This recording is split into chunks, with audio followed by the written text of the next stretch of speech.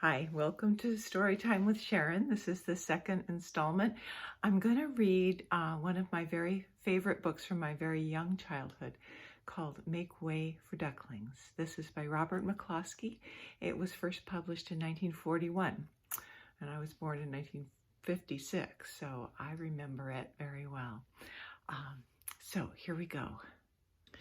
Make Way for Ducklings by Robert McCloskey. This is the winner of the Caldecott Award when it was published in 1941. The most distinguished American picture book for children.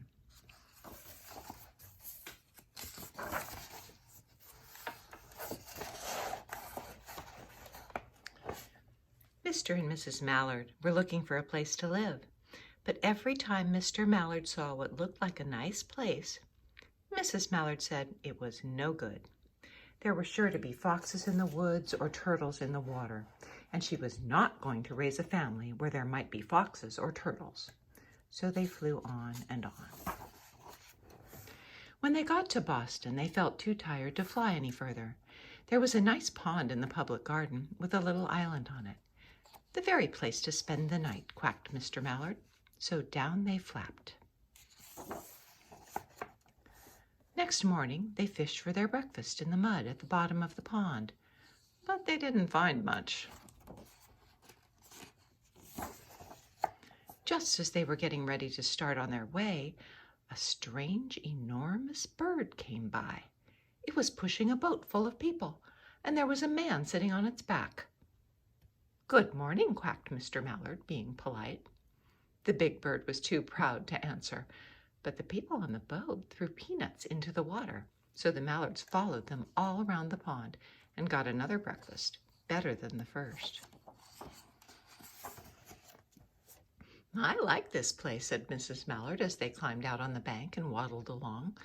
"Why don't we build a nest and raise our ducklings right in this pond? There are no foxes and no turtles, and the people feed us peanuts. What could be better?" "Good," said Mr. Mallard, delighted that at last Mrs. Mallard had found a place that suited her. But, "Look out!" squawked Mrs. Mallard, all of a dither. "You'll get run over." And when she got her breath, she added, "This is no place for babies, with all those horrid things rushing about. We'll have to look somewhere else." So they flew over Beacon Hill and round the State House, but there was no place there. They looked in Louisburg Square, but there was no water to swim in.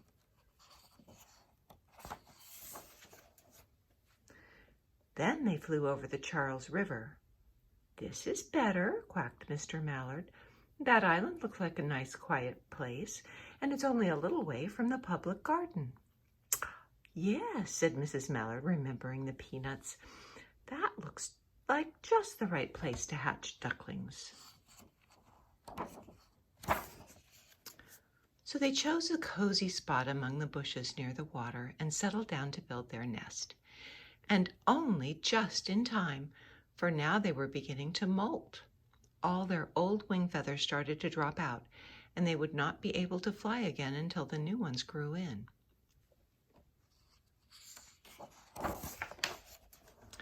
But of course they could swim, and one day they swam over to the park on the riverbank, and there they met a policeman called Michael.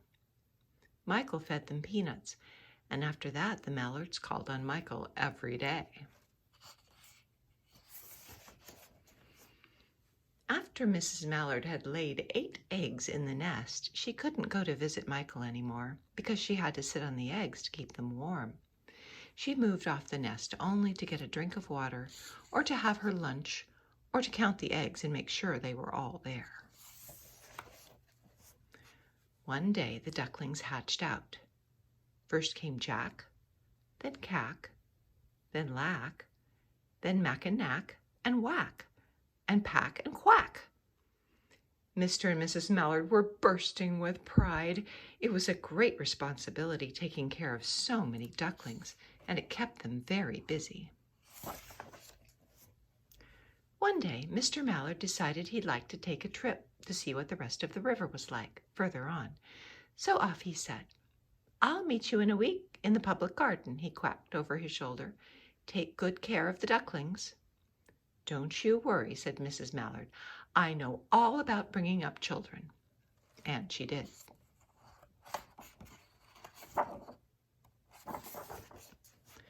She taught them how to swim and dive.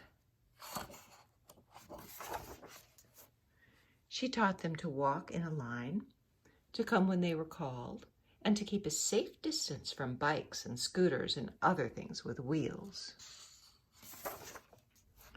When at last she felt perfectly satisfied with them, she said one morning, "Come along, children, follow me." Before you could wink an eyelash, Jack, Cack, Lack, Mack, Knack, Whack, Pack, and Quack all fell into line, just as they had been taught. Mrs. Mallard led the way into the water, and they swam behind her to the opposite bank. There they waded ashore and waddled along till they came to the highway. Mrs. Mallard stepped out to cross the road.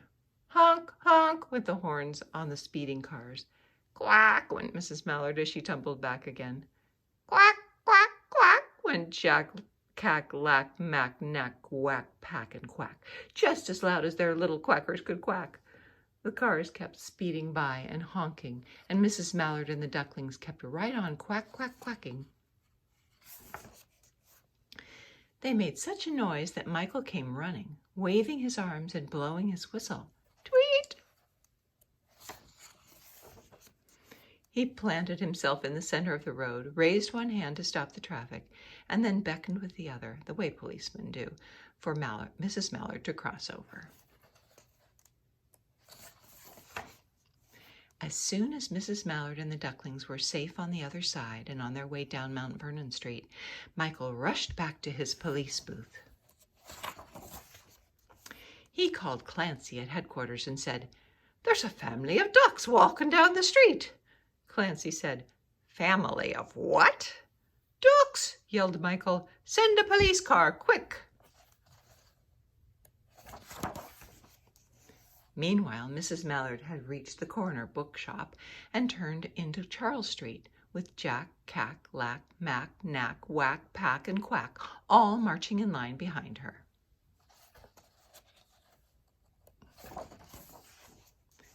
Everyone stared. An old lady from Beacon Hill said, "Isn't it amazing?" And the man who swept the street said, "Well now, ain't that nice?" And when Mrs. Mallard heard them, she was so proud she tipped her nose in the air and waddled along with an extra swing in her waddle.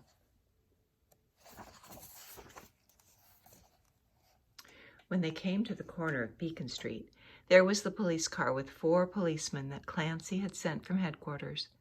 The policemen held back the traffic so Mrs. Mallard and the ducklings could march across the street.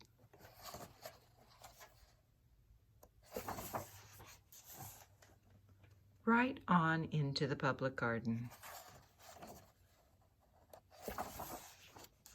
Inside the gate, they all turned round to say thank you to the policeman.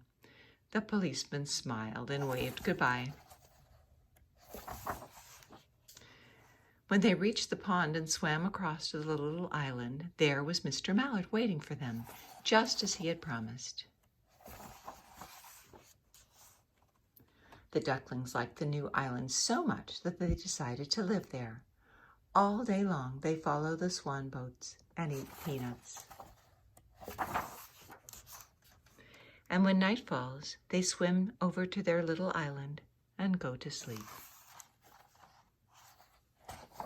And that's the end.